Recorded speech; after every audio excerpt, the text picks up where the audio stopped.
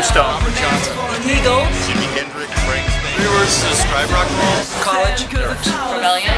Attitude. Drugs. Social. Songs about the issues of the time. I think the point of rock and roll, it's that medium that we can all understand. You know, they talk about the universal language. Music is the universal language. It doesn't matter what language you speak, you can understand and you can feel the music. And that's what inspires and drives people.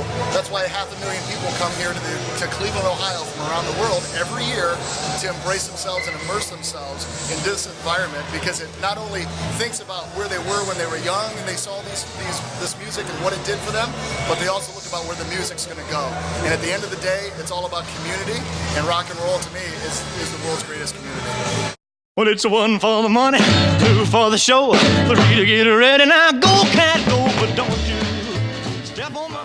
I mean, you know, the 50s certainly is the explosion of rock and roll. Rock and roll it doesn't come from nowhere. There were roots of rock and roll that existed before the 50s, but in the 50s it's like the perfect storm of the baby boom, you know, generation, and technology changing, and the economies is experiencing a huge surplus after World War II. So the 50s with rock and roll really kind of forever changed the landscape of popular music. Boom, pop, I like it like that. I only want to itch your desire. Let me stand next to your fire.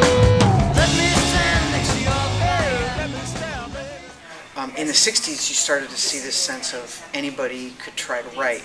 Now, not everybody could write well, but there was this sense that rock and roll could become really a voice of kind of personal expression. And you really started to see the explosion of different kinds of music that fall under rock and roll. So the 60s, you know, you've got soul music and experimental psychedelic rock and pop music and guitar-driven bands and vocal harmony.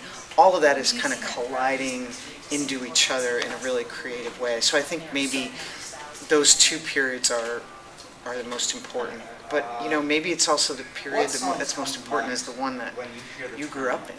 I grew up listening to a lot of different kinds of music. Actually, when I look back on my upbringing musically, it's very strange. My dad listened to a lot of old school country. My mom was an Elvis fan. My dad also liked the Beatles. But my sister got me into, she was still is 8 years older than me, and she got me into like 70s funk and R&B and hip hop. So I had all that mix of things. But I also had years, I went to what I wanted to listen to, and I kind of absorbed all of it. So a lot of different stuff. I mean, you know, you could look at the song like Bob Dylan, for example.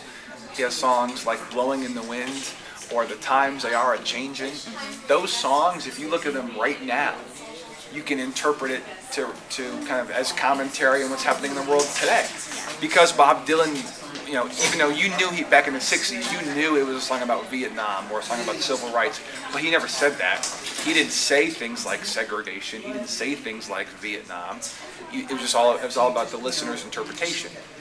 Because of that, you can listen to it today, and it could be about the war on terrorism, or and there's a lot of songs that do that. Dylan's probably one of the great examples. If you just look at the decade and the time period, no matter what the issue, we could be at war, we could not be at war, but no matter what, take a look at any decade and you'll find songs about the issues of the time.